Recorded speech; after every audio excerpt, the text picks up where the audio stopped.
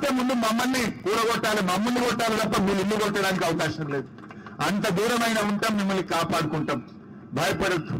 ఎందుకంటే మీరు జీవితకాలం కష్టపడ్డారు. ఇంక 20 ఏళ్ళు 30 ఏళ్ళ దాకా మీ ఇన్స్టాల్మెంట్లు ఉన్నాయి బ్యాంకులలో. వీళ్ళు ఇల్లు కూడగొట్టారు, బ్యాంకు ఊరుకుంటారా? ఏడుండాలి, ఉండడానికి ఏడుండాలి, బ్యాంకులో ఇన్స్టాల్మెంట్ ఎడగట్టాలి, వాళ్ళ జీవితాలు ఏమైపోతాయని అడుగుతా ఉన్నా. అందువల్ల ఇది మీరు న్యాయమైనటువంటి డిమాండ్, ఎవరు కూడా ఆందోళన చెందొద్దు. ఇందాక మిత్రుడు చెప్పాడు, ఇదే మూసీ మీద 6 కొత్త ప్రాజెక్టులు కడుతున్నారు, 40 50 అంతస్తుల అపార్ట్మెంట్లు కడుతున్నారు. మరి రేవంత్ రెడ్డి ఈ కట్టుకున్న పేదోళ్ళ ఇళ్ళకేమో నంబర్లు వేస్తున్నావు.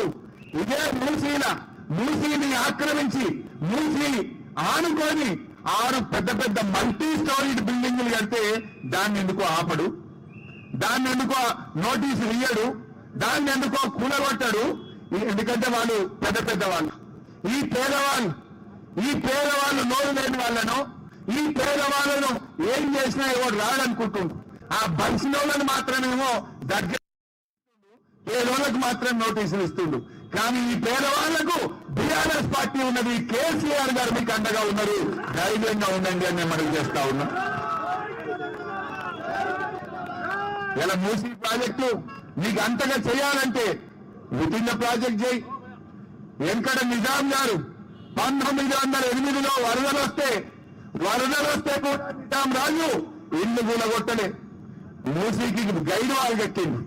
గైడ్ వాల్ కట్టి బయటకు రాకుండా ఆలోచన చేసిండు మూసీ రాజు, ఆనాడి నిజాం రాజు.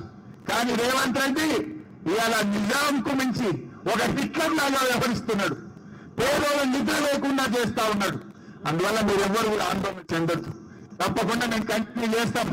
మిగతా టీవీ వాళ్ళు వచ్చి చాలా మేము మాట్లాడాలని, మా దగ్గరికి రండి ఎంతో మంది వచ్చి ఇక్కడ మా స్లిప్పులు కూడా పంపారు.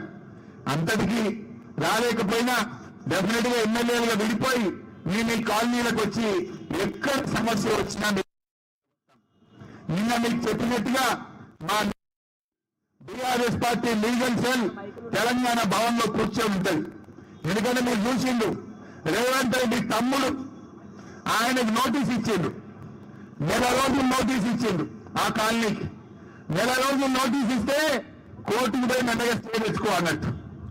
ఆయన పోయిండు, కోర్టులో కేసు వేస్తే గవర్నమెంట్ ప్లీడర్ జీపీఓ ఏం చెప్పిందంటే, మేము ఇప్పుడే కూలగొట్టాం, మేమంతా సర్వే చేస్తాం, ఎఫ్టీఆర్ నిర్ధారణ చేస్తాం, అప్పటి కూలగొట్టమని ప్రభుత్వ ప్లీడరే పోయి హైకోర్టులో అఫిడవిట్ వేసిండు. అంటే మీ తమ్ముడికి బలిసిన వాళ్ళకు ఒక న్యాయం, ఈ పేదవాళ్ళకు మాత్రం నోటీస్ లేదట, ఈ పేదవాళ్లకు కనీసం అడగరట.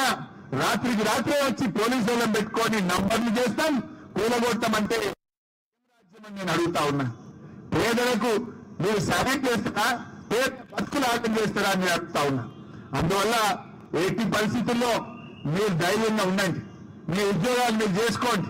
మీకేమన్నా చిన్న ఇబ్బంది వచ్చినా డైరెక్ట్ గా తెలంగాణ భవన్ కు రండి, మా తలుపులు తెరిచే ఉంటాయి. అది ప్రజాభవన్, తెలంగాణ ప్రజల కోసం కట్టిన భవన్ తెలంగాణ భవన్. మీరు ఎవరైనా రావచ్చు, అర్ధరాత్రి వచ్చినా మీకు ఆశయం ఇస్తాం, మాట్లాడతాం, లీగల్ సపోర్ట్ చేస్తాం, ప్రత్యక్షంగా కూడా వచ్చి మీకు అండగా నిలబడతాం.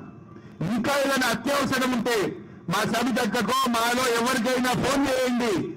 మేము నిమిషాల్లో, మీకు ఎక్కువ దూరంలో లేము, మేము ఉండేది కూడా ఇక్కడ నుంచి 1/2 గంట దూరంలోనే ఉంటాం. ఫోన్ చేస్తే 15 నిమిషాల్లో మీ దగ్గరికి వచ్చి మీకు అంతా నిలబడతాం. ఎవరు కూడా భయపడాల్సిన అవసరం లేదు. We're with you. It is a genuine cause, న్యాయబద్ధమైన కోరిక మీరు కోరుతున్నటువంటిది. రూపాయి జమ చేసుకొని మీరు ఈ ఇల్లు కట్టుకున్నారు. అందువల్ల తప్పకుండా మిమ్మల్ని కాపాడుకుంటాం, మీకు అండగా బీఆర్ఎస్ పార్టీ నిలబడుతుంది. ఎవరు కూడా ధైర్యాన్ని కోల్పోవద్దు. మీరందరూ కలిసి ఉండండి. మీ గురించి లీగల్ కూడా కోర్టు నుంచి స్టే ఆర్డర్స్ తెచ్చి మిమ్మల్ని కాపాడే ప్రయత్నం చేస్తాం. ప్రభుత్వం కూడా మరి ఒత్తిడి పెంచుతాం.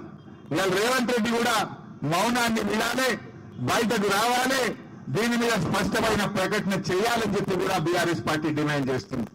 నువ్వేదో ఆఫీసర్లతో ప్రెస్ మీట్ పెట్టించే కాదు, బయటకు రా, బయటకు వచ్చి ఈ యొక్క ప్రతిపాదన ఈ వేలాది మంది మూసీ పరివాహక ప్రజలకు హామీ ఇయ్యి కనీసం వాళ్ళ కంటిని నిద్రపోయే విధంగా చేయమని నువ్వేదో మౌనంగా లోపల కూర్చుందిగా దేనికోసం కల్పిస్తారు?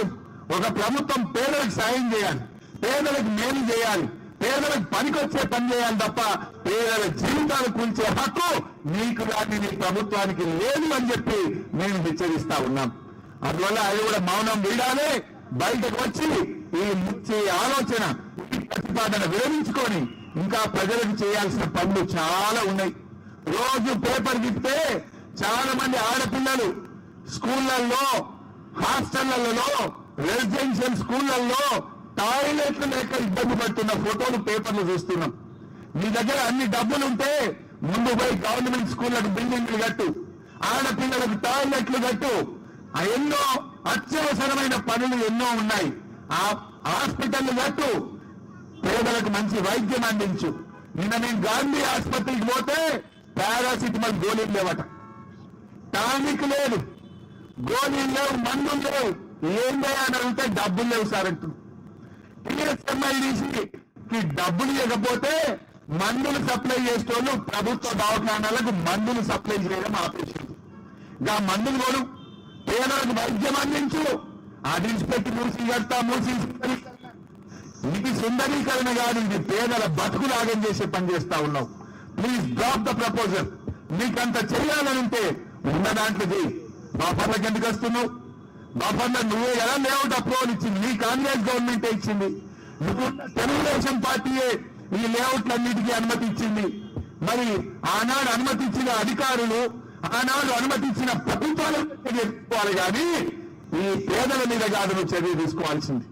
ఆనాడు లేఅవుట్ అప్రూవల్ చేసింది, బిల్డింగ్ పర్మిషన్ ఇచ్చింది అప్పటి కాంగ్రెస్ ప్రభుత్వం కదా, అప్పటి తెలుగుదేశం ప్రభుత్వం కదా. చర్య తీసుకోవాల్సి వస్తే అనుమతి ఇచ్చిన ప్రభుత్వాల మీద, అనుమతి ఇచ్చిన అధికారుల మీద తీసుకోవాలి తప్ప ఈ పేదల వేరు తప్పు అని చెప్పి నేను అడుగుతా ఉన్నా.